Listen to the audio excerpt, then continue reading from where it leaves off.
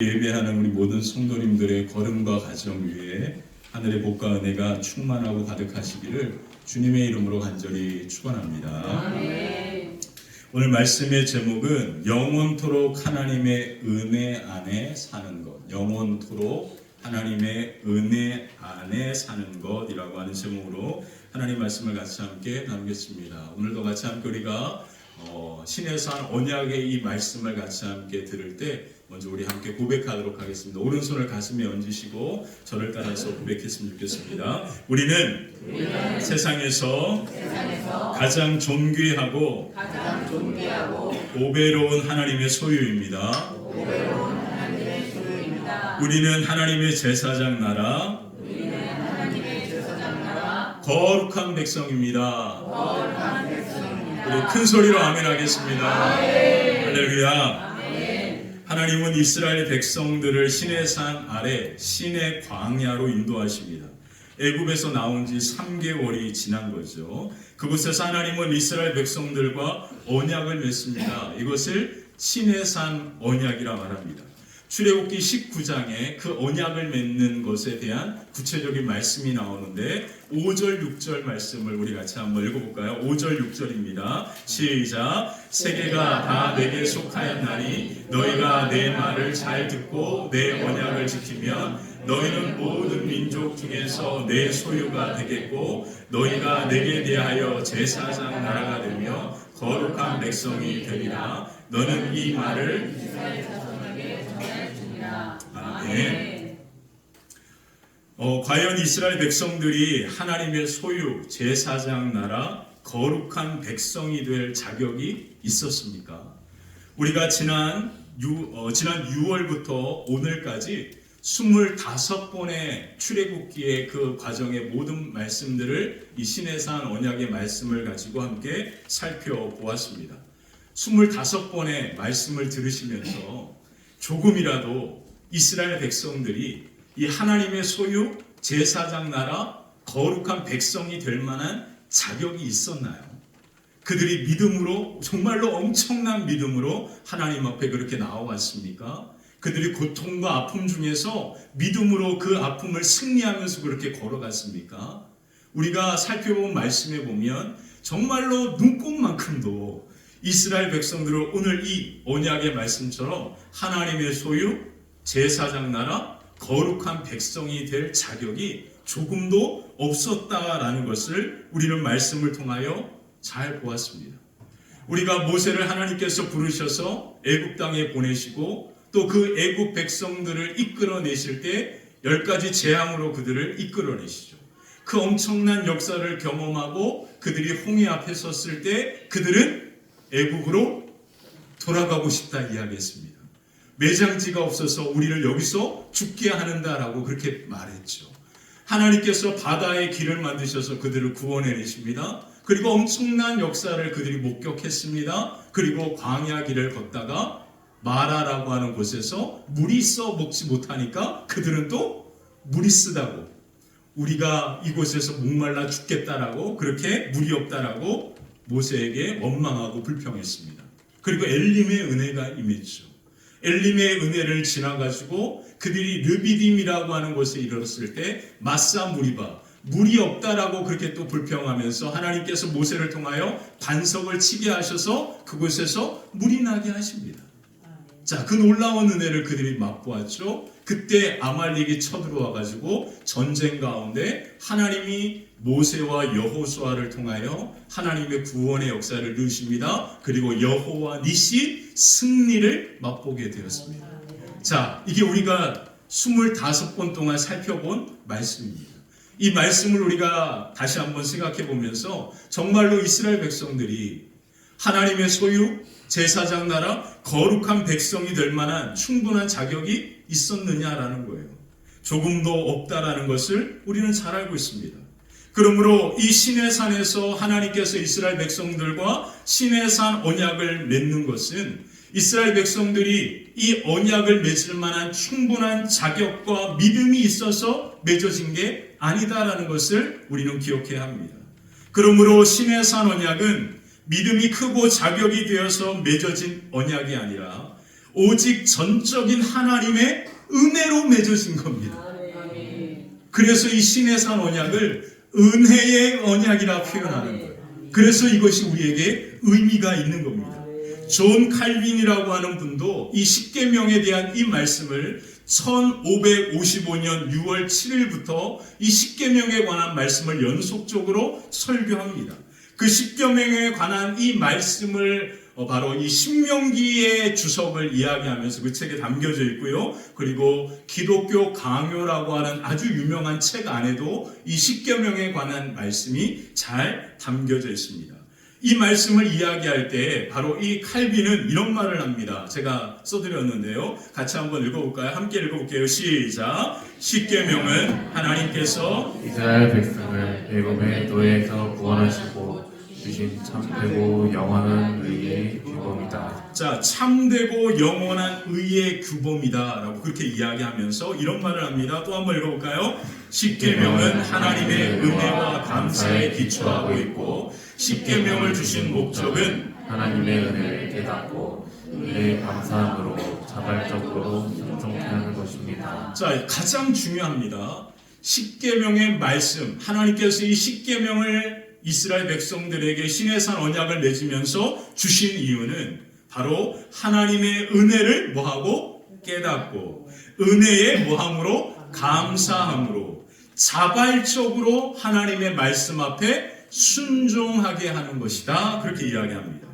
이것이 바로 칼빈이 이야기하는 십계명입니다. 그래서 오늘 우리가 읽은 말씀에 보면 바로 출애굽기 19장의 말씀을 보면 그래서 하나님께서 이 놀라운 시내산 언약을 선포하실 때 이런 말씀을 먼저 언급하십니다. 너희가 내 말을 잘 듣고 내 언약을 지키면 너희가 하나님의 소유가 되고 제사장 나라가 되고 거룩한 백성이 될 것이다 라고 말씀하신 거예요.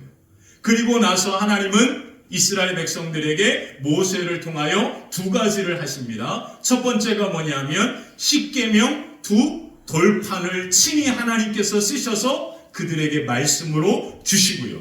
그리고 또 한 가지는 하나님을 예배하는 뭐를 만들게 하시죠? 성막을 만들게 합니다. 이 성막이 바로 오늘의 교회가 되는 거예요. 자, 성막이 무엇입니까? 예배입니다. 그래서 우리의 신앙에 하나님의 소유 제사장 나라 거룩한 백성이 되게 하는 것은 두 가지입니다. 하나님의 말씀과 그리고 예배입니다. 그러므로 오늘 하나님의 말씀 앞에 예배 가운데 여러분들이 서 있는 지금 여러분들이 그 하나님의 말씀과 예배 가운데 있음으로 말미암아 이 말씀과 예배가 여러분들을 하나님의 소유 제사장 나라 거룩한 백성이 되게 하는 겁니다. 아멘이시죠? 자, 중요합니다. 그러므로 시내산 언약의 하나님께서 아브라함과 같은 믿음으로 나아가는 모든 사람들에게 맺은 은혜의 언약이다라고 그렇게 표현이 되는 거예요. 그래서 갈라디아 3장에 보면 바울이 이 개념을 이렇게 이야기합니다. 그리스도 예수 안에서 아브라함의 복이 이방인에게 미치게 되었다.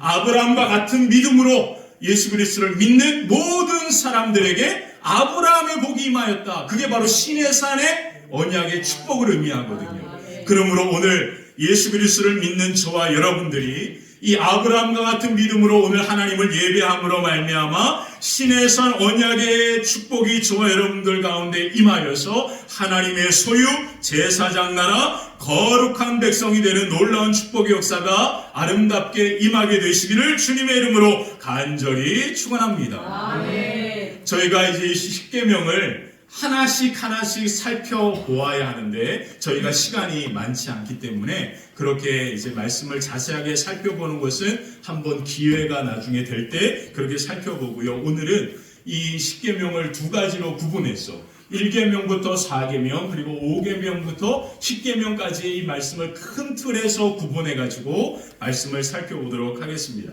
우리가 이제 말씀을 살펴볼 때 오늘 우리에게 10계명이 중요한 이유가 있습니다. 그 이유를 몇 가지 말씀드리고 오늘 같이 함께 10계명을 하나씩 함께 살펴보도록 할게요. 자, 왜 오늘 우리에게 10계명이 중요한가? 그 이유 첫 번째는 이 10계명은 하나님께서 직접 손으로 쓰신 하나님의 말씀이기 때문에 그렇습니다.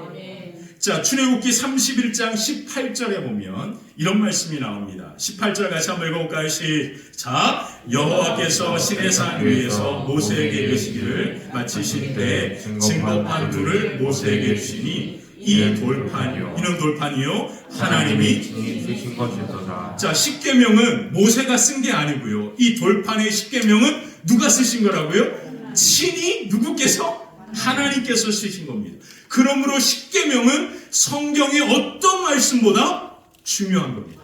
왜 그러냐면 친히 하나님께서 쓰신 말씀이기 때문인 거예요. 자, 두 번째, 오늘 우리에게 십계명이 중요한 이유는 십계명은 지금 우리에게 주시는 말씀이기 때문에 그렇습니다.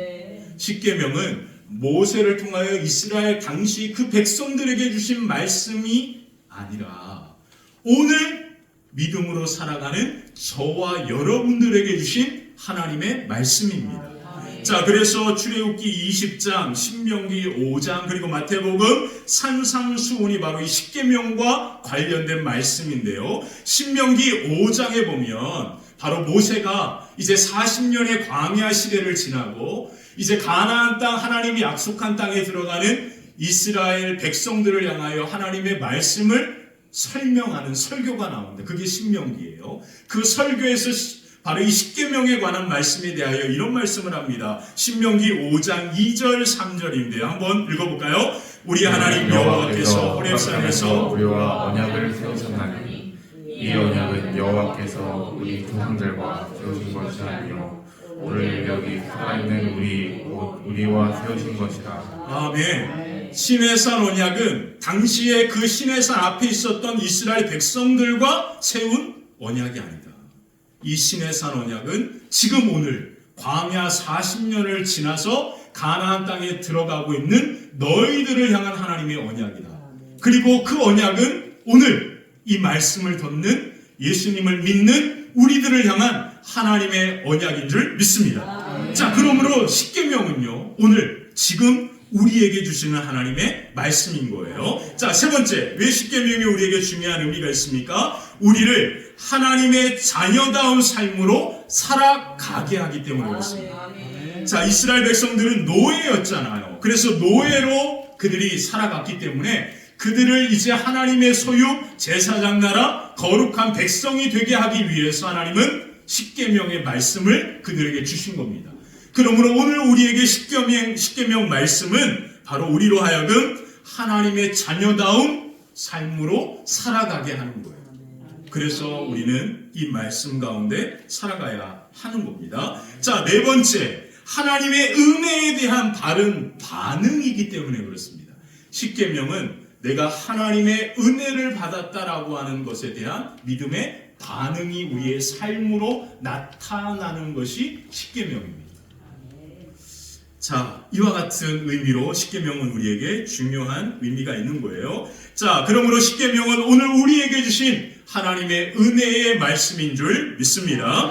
은혜에 대하여 이와 같이 믿음으로 우리가 반응할 때 그 믿음의 반응을 통하여서 우리가 하나님의 소유, 제사장 나라, 거룩한 백성이 되는 역사가 저와 여러분 가운데 가득하게 될 줄 믿습니다. 자, 이제 십계명의 정신을 우리가 두 가지로 함께 구분해서 살펴볼게요. 첫 번째, 오직 유일하신 하나님만을 온전히 뭐 해야 합니까? 사랑해야 합니다. 십계명의 첫 번째는 오직 유일하신 하나님만을 온전히 사랑하는 겁니다. 십계명은요, 우리로 하여금 하나님과 사랑의 바른 관계를 맺게 하는 겁니다. 자, 사랑하는 성도 여러분, 제가 여러분들에게 질문하겠습니다. 여러분들은 하나님을 사랑하십니까? 다시 한번 저를 보세요. 저를 보세요. 창피해하지 마시고 수줍어하지 마시고. 여러분들은 하나님을 사랑하십니까? 아멘이죠? 아멘. 자, 왜 자꾸 다시 한번 묻겠습니다. 여러분들은 하나님을 사랑하십니까? 아멘. 우리 큰 소리로 아멘 하겠습니다. 아멘. 우리가 하나님을 사랑하는 것, 그래서 사랑하기 때문에 우리가 예배드리는 거예요. 하나님을 사랑하기 때문에 우리는 예배하는 겁니다. 자, 하나님을 사랑합니까? 라고 그렇게 질문할 때 우리 모두는 하나님을 사랑합니다 라고 그렇게 말합니다. 근데요, 이 질문을 저도 이제 설교를 준비하면서 던져보면서 어떤 마음이 들었냐면 정말 내가 하나님을 사랑하는 걸까라는 그런 의문이 들더라고요. 그러면서 무슨 생각이 들었냐면 과연 하나님을 사랑하는 게 뭐야? 이런 질문이 생기는 거예요. 여러분, 하나님을 사랑한다 그러는데 여러분들은 어떻게 하나님을 사랑하고 계십니까? 참 대답하기가 사랑하는 건 맞는데 뭐라고 말하기가 쉽지 않은 거예요. 오늘 우리에게 가장 중요한 바로 이 말씀이 십계명이 우리에게 중요한 의미가 있는 이유는 바로 우리로 하여금 어떻게 하나님을 사랑해야 하는지를 알려주는 말씀이 바로 십계명입니다. 다른 말로 표현하면 하나님께서 말씀을 통하여 하나님을 어떻게 사랑하는지를 알려준 것이 십계명입니다. 그러므로 우리는 하나님을 내 생각과 내 마음대로 내 방법대로 사랑하면 안 됩니다. 우리는 이 말씀을 따라 하나님을 사랑해야 하는 겁니다. 하나님이 알려주신 방법입니다. 우리는 하나님을 사랑한다 그렇게 이야기하고 그렇게 고백하면서 우리는 내 생각대로 하나님을 사랑하는 경우가 많습니다. 그리고 내 방법대로 내 기분대로 하나님을 사랑하는 거예요. 그러면서 우리는 하나님을 사랑한다라고 이야기하고 있습니다. 근데 성경에서는 하나님은 하나님을 어떻게 사랑해야 하는지를 십계명을 통하여 우리에게 말씀하셨습니다. 그래서 하나님은 이렇게 나를 사랑해야 한다라고 우리에게 말씀하신 거예요. 그게 바로 십계명입니다. 우리가 하나님을 어떻게 사랑해야 합니까? 우리는 하나님을 십계명의 말씀의 방법대로 하나님을 사랑해야 하는 겁니다. 자, 그렇다면 우리가 하나님을 어떻게 사랑해야 하는지 이 십계명의 말씀을 통하여 한번 정리해 보겠습니다. 첫 번째입니다. 오직 하나님만으로 기뻐하고 즐거워하는 겁니다. 하나님을 사랑하는 것. 어떻게 하나님을 사랑해야 합니까? 오직 하나님만으로 기뻐하고 즐거워하는 것이다. 그것이 바로 첫 번째 계명입니다. 출애굽기 20장 3절 우리 같이 한번 읽어볼까요? 출애굽기 20장 3절입니다. 너는 나 외에는 다른 신들을 내게 두지 말라. 너는 나 외에 다른 신들을 두지 말라. 이 말씀이 의미하는 것은 뭔지 아십니까? 내 앞에 나와 너 사이에 어떤 것도 있으면 안 돼. 이 말입니다. 하나님 앞에 아무것도 두지 말아라.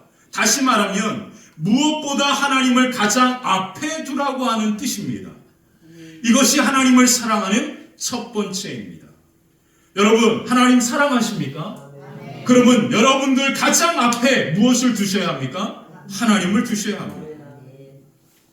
하나님을 우리 눈앞에 가장 먼저 하나님을 두는 것, 그것이 바로 하나님을 두려워하고 경외하고 그 하나님을 사랑하는 첫 번째 하나님이 말씀하신 방법입니다. 하나님 사랑하는 거 쉽지 않습니다. 우리는요, 하나님을 사랑할 때 아마 20년, 30년 동안 신앙생활을 해오신 분이라면 나름대로 신앙생활을 통하여 하나님을 사랑하는 것이 어떤 것인지에 대하여 각자 나름대로의 방법들을 갖고 있습니다. 어떤 분들은요, 성경을 많이 읽는 것일 수도 있고요. 어떤 분들은 주일 예배 한 번도 빠지지 않는 것일 수도 있고요. 어떤 분들은 주방에서 열심히 애찬을 하는 다양한 것일 수도 있습니다. 어떤 분들은요, 헌금을 많이 하시는 분들도 있을 거고 11조를 정직하게 하는 분들도 있을 것이고, 그리고 어떤 분들은 열심히 교회 모든 예배에 다 빠지지 않고 참여하는 것일 수도 있습니다. 근데 성경 어디에도 십계명 말씀에 하나님을 사랑하는 것은 그것이다라고 말한 것은 없습니다. 하나님을 사랑하는 것은 가장 먼저 무엇보다 가장 앞에 하나님을 두는 것이다라고 하나님은 말씀하셨습니다. 그것이 하나님을 사랑하는 첫 번째입니다. 그러므로 오직 하나님을 우리 눈앞에 두고 하나님을 경외하고 사랑해야 합니다.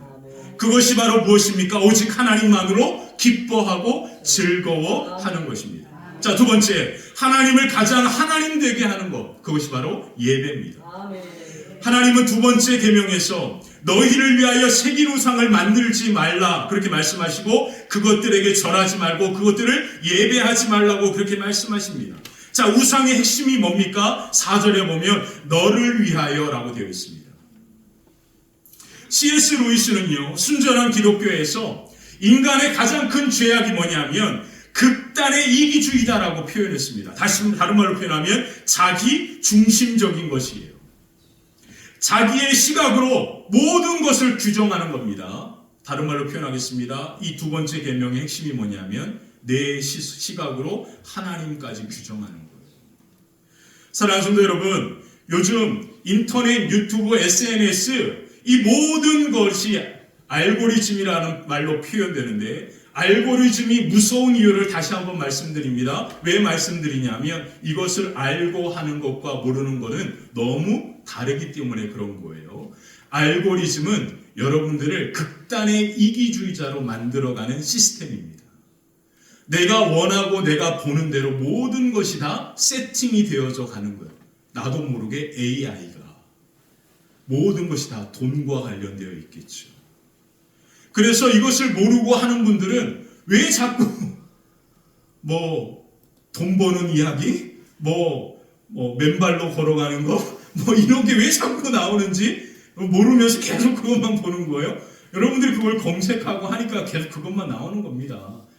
극단의 이기주의로 여러분들을 세팅해가요. 그래 아이들이 어려서부터 이걸 모르고 이것을 보기 시작하면 정말로 단편적인 시각으로 세상을 보는 그런 눈이 형성이 되기 때문에 무서운 거죠. 그래서 지금 우리가 살아가는 세계는 너무나 무서운 시대 속에서 살아갑니다. 여러분들이 하는 그 모든 클릭이 누군가에게는 돈으로 입금되는 거 모르시죠? 여러분, 우리가 TV 보고 어떤 동영상을 보는 거 그냥 그게 공짜라고 생각하면 안 됩니다. 여러분들이 한번 누르는 것이 그 사람에게는 돈이라고 하는 부로 입금이 되어 돌아가는 거예요. 그러니까 얼마나 많은 사람들에게 자극적인 것을 해가지고 얼마나 많은 사람들이 보게 하느냐에 대하여 관심 갖는 이유가 바로 거기에 있습니다. 그게 바로 두 번째, 극단의 이기주의. 하나님도 내 시각과 내 가치관으로 규정해 버리는 거예요. 하나님이 이런 분일 거야? 하나님은 이런 걸 좋아하실 거야? 하나님은 오늘 우리에게 분명하게 말씀하십니다. 하나님을 사랑하는 것은 바로 하나님께서 우리에게 말씀하신 십계명의 말씀의 방법으로 사랑해라. 그렇게 알려주신 거예요. 자, 그렇다면 하나님을 가장 하나님 되게 하는 것이 뭘까요? 그것이 바로 예배입니다. 그래서 우리의 삶이 예배를 드리면 살아나는 거예요. 왜요? 그것이 바로 하나님을 가장 하나님 되게 하기 때문에 그런 거예요.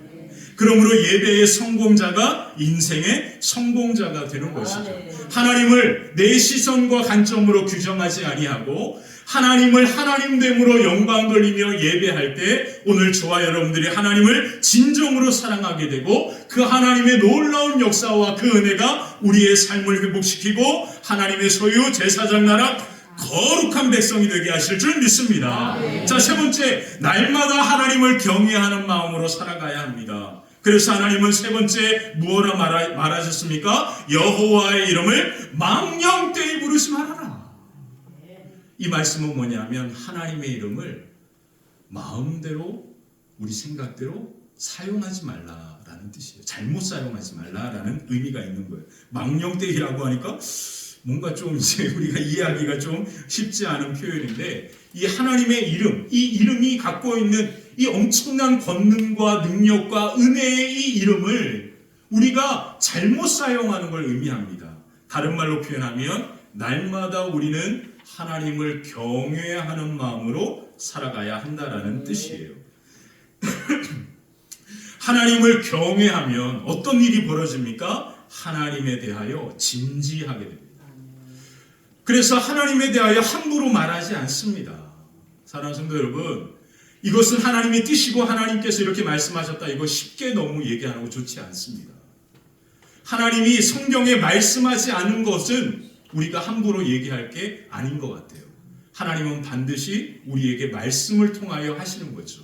제가 이 말씀을 들고 여러분들에게 이렇게 말씀드리는 이유는 뭐냐면 하나님께서 십계명을 통하여 친히 하나님을 사랑하는 것이 어떻게 사랑해야 하는 건지를 알려주셨기 때문에 제가 이 말씀을 가지고 여러분들에게 말씀을 드리는 겁니다.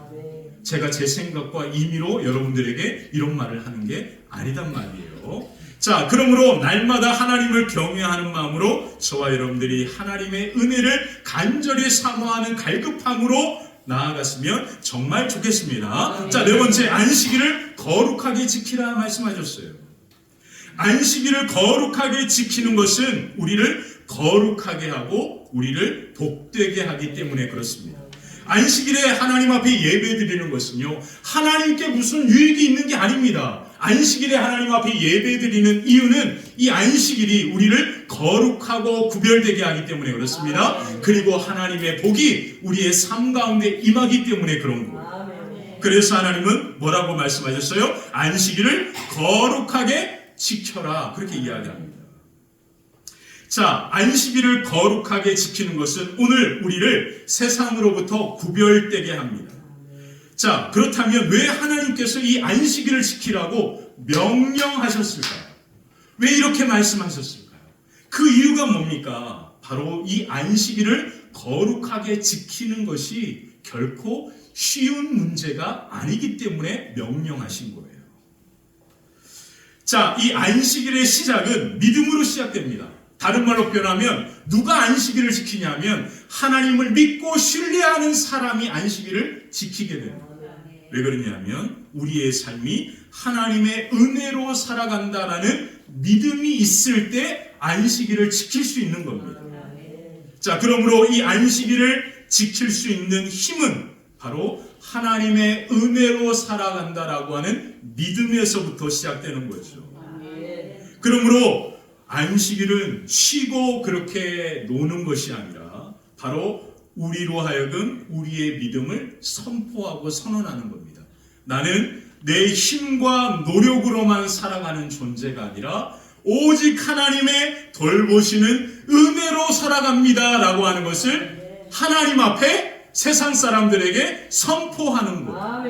그래서 그 믿음의 선포를 통하여 하나님은 영광 받으시고 우리의 삶과 가정을 책임져 주시고 하나님의 은혜가 우리의 삶 가운데 임하게 되는 겁니다. 그래서 출애굽기 20장 6절에 하나님이 이런 말씀을 하신 거예요. 우리 출애굽기 20장 6절 같이 한번 읽어볼까요? 시작. 나를 사랑하고 우와, 할렐루야. 우리는 이미 하나님을 사랑함으로 말미암아 하나님 앞에 안식일을 지키고 하나님을 우리 가장 앞에 두고 그리고 날마다 하나님을 영광스럽게 영광을 돌리고 그리고 하나님을 경외하고 두려운 마음으로 오늘 이 자리에 앉아있기 때문에 바로 하나님께서 베푸시는 천대까지 은혜가 저와 여러분들의 삶 가운데 임하게 될 줄 믿습니다. 그러므로 이것이 우리로 하여금 영원토록 하나님의 은혜 안에 살아가게 하는 거예요. 이 자리를 절대 양보하지 마십시오. 이 자리를 절대 놓치지 마시고 이 자리 하나가 여러분들로 하여금 영원토록 하나님의 은혜 안에 살아가게 한다는 것을 기억하시고 하나님의 소유 제사장 나라 거룩한 백성으로 아름답게 세워지게 되시기를 주님의 이름으로 간절히 축원합니다. 자, 두 번째, 생명과 은혜를 흘려보내는 생명을 살려야 합니다. 생명과 은혜를 흘려보내 생명을 살려야 합니다. 자, 1계명과 4계명은 하나님과 우리의 관계, 사랑의 관계를 어떻게 맺어야 하는지에 대하여 말씀하셨습니다. 그리고 5계명부터 10계명은 우리가 삶을 살아가는 동안에 우리가 만나는 사람과 세상과 어떤 관계의 사랑의 관계를 맺어야 하는지를 말씀하고 있습니다. 그래서 5계명부터 10계명은 도덕적인 차원, 윤리적인 차원이라고 그렇게 이야기하기도 합니다. 그런데 이 5계명부터 10계명의 말씀의 핵심은 뭐냐면 하나님과의 사랑의 관계를 통하여 우리에게 임한 놀라운 생명과 은혜를 우리를 통하여 우리가 만나는 가정과 자녀들에게 세상 가운데 흘려보내서 생명을 살리라고 하는 것입니다. 그래서 생명을 살리는 방법이 5계명부터 10계명까지의 방법인 거예요. 자, 첫 번째가 뭐로 시작합니까? 내 부모를 공경하라. 다시 한번. 첫 번째가 뭡니까? 내 부모를 공경하라. 이 말씀의 핵심은 뭐냐면 바로 순종입니다. 순종. 권위 아래 순종하는 것이 모든 인간관계의 가장 첫 번째입니다. 그래서 우리 어른들 그런 말씀하시죠. 어른들을 보면 인사 잘해라. 인사 잘한다라는 건 뭐예요? 그 권위를 내가 존중하고 인정한다라는 거죠. 그러므로 권위 아래 순종하는 것이 모든 인간관계의 시작입니다. 그래서 우리 자녀들을 어려서부터 부모님의 말씀에 잘 순종하게 해야 합니다. 그러려면 어떻게 해야 합니까? 자녀들이 보기에 어머니들이, 아버지들이 정말로 좋은 부모님이 되셔야 하는 거죠. 그래야 자연스럽게 순종할 거 아닙니까? 그죠? 맞죠? 저도 자식이고요. 저도 부모님, 우리 여기 앞에 저희 어머니 계시지만 저는 저희 어머니가 걸어가신 그 길을 제가 뒤에서 다 봤잖아요. 그래서 그 모습이 저는 너무나 존경합니다.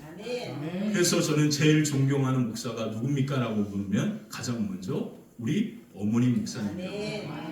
이게 뭐냐면 앞에서 보여지는 부모님들의 모습이 자녀들로 하여금 권위 아래 순종하게 하는 거예요. 그 권위 아래 순종할 때 비로소 그 자녀들은 하나님의 권위 아래도 순종할 수 있는 거고요. 그리고 직장에서도, 그리고 사회생활 속에서도 모든 권위 아래에서 순종하면서 그들과 함께 좋은 관계를 맺으면서 생명의 은혜를 흘려보내게 되는 겁니다. 자, 그러면서 이렇게 이야기합니다. 6번째, 살인하지 말아라, 간음하지 말아라, 도둑질하지 말아라, 내 이웃에 대하여 거짓 증거하지 말아라, 내 이웃의 집을 탐내지 말아라. 이 나머지 이 5가지의 이 계명들에 대한 부분들은 나중에 한번 10계명의 말씀들을 살펴볼 때 우리가 함께 다루게 될 겁니다. 정말로 중요한 의미들이 이 속에 다 있어요. 그래서 나중에 한번 이제 다루게 될 거고요. 자, 이 5가지 계명을 우리가 한번 이제 간단하게 보면 살인, 간음, 도둑질, 이웃에게 거짓 증거하는 것, 내 이웃의 집을 탐내는 것, 이 모든 것들이 갖고 있는 공통점이 뭘까요? 그것은 내 이웃을 죽이고 짓밟고 이웃의 것을 훔치고 거짓으로 모함하는, 그를 죽여버리는 방향으로 나아가는 겁니다. 하나님께서 이것들을 하지 말라고 하신 이유는 뭘까요? 그럼 이 반대가 우리가 해야 할 거잖아요. 우리가 그럼 해야 할 것은 무엇입니까? 그들의 생명을 살리고 우리를 통하여 은혜가 흘러가 그들을 세우고 그리고 그들을 지켜주고 보호해주고 그리고 그들을 더욱더 하나님의 영광 가운데 나아갈 수 있도록 이끌어가는 것, 생명을 살리는 것이 오늘 우리가 해야 될 것이다 라고 하나님은 역설적으로 우리에게 말씀하고 있는 거죠. 사랑하는 성도 여러분, 그런데 왜 하나님은 우리에게 이것을 명령하셨을까요? 이것만 해도 우리가 이웃을 살리는 일을 할 수 있다는 뜻이에요. 부모를 공경하고 살인하지 않고 간음하지 않고 도둑질하지 않고 이웃에 대하여 거짓말 모함하지 않고 그리고 누군가의 이웃의 것을 탐내지 않는 것만 해도 그 이웃이 나를 통하여 살게 된다는 뜻이에요. 바꾸고 말하겠습니다. 우리가 살아가는 세상은 지금 다 이와 같이 돌아가고 있는 거예요. 사람을 죽이지 못해가지고요. 안달이 나 있고요. 어떻게 해서든지 자기의 욕망과 욕심을 채우려고 하고요. 그리고 다른 사람의 것을 도둑질하면서 자기의 부를 챙기려고 합니다. 그리고 누군가의 이웃에 대하여 하지도 않은 것을 엄청나게 부풀려가지고 거짓말로 그를 모함하고 그렇게 뒤에서 수군거리고 있습니다. 그리고 다른 사람의 것을 유튜브를 통하여 보면서 부럽다 좋다 이런 마음을 보면서 스스로의 삶과 스스로의 생활에 대하여 불평과 불만을 가지면서 그렇게 살아가는 이 모든 것들이 다 세상이 돌아가는 모습들입니다. 세상이 이와 같이 돌아가고 있단 말이에요. 그러므로 이렇게 하지 않는 것만으로도 우리를 통하여 생명이 살게 되는 겁니다. 자, 그렇다면 우리가 바로 하나님의 이 말씀을 따라 이웃을 살리려고 하는, 은혜를 흘려보내려고 하는 이 액션 행동만 취하기만 해도 하나님의 역사는 저와 여러분들을 통하여 가정이 살고 자녀들이 살고 여러분들의 기업이 살고 여러분들의 이웃이 사는 놀라운 생명의 역사와 그 은혜가 아름답게 임하게 될 줄 믿습니다. 우리는 모세를 통하여서 이것을 봤잖아요. 이스라엘 백성들이 먹을 것이 없어가지고 그렇게 하나님 앞에 불평했을 때 하나님께서 이 모세 때문에 하나님의 은혜를 그들 가운데 허락하지 않았습니까? 생명이 사는 은혜는 하나님 앞에 믿음으로 서 있는 한 사람을 통하여 임하게 되는 겁니다. 그러므로 오늘 저와 여러분들이 하나님의 이 놀라운 말씀 가운데 우리가 하나님을 어떻게 사랑해야 하는지를 다시금 마음에 깊이 새기면서 오직 하나님만으로 기뻐하고 즐거워하며 하나님을 존귀하고 영화롭게 그렇게 하나님께 영광을 돌리며 나아가고 또 우리의 이웃에게 하나님의 생명과 은혜를 흘려보내기 위하여 우리의 삶과 마음을 열 때 바로 저와 여러분을 통하여 그 은혜와 사랑이 흘러가 바로 하나님의 소유 제사장 나라 거룩한 백성으로 세워지는 놀라운 역사가 저와 여러분들의 삶과 가정 위에 가득하게 되시기를 주님의 이름으로 간절히 축원합니다. 자, 오늘 말씀을 의지해서 같이 함께 찬양하고 우리 헌금하도록 하겠습니다.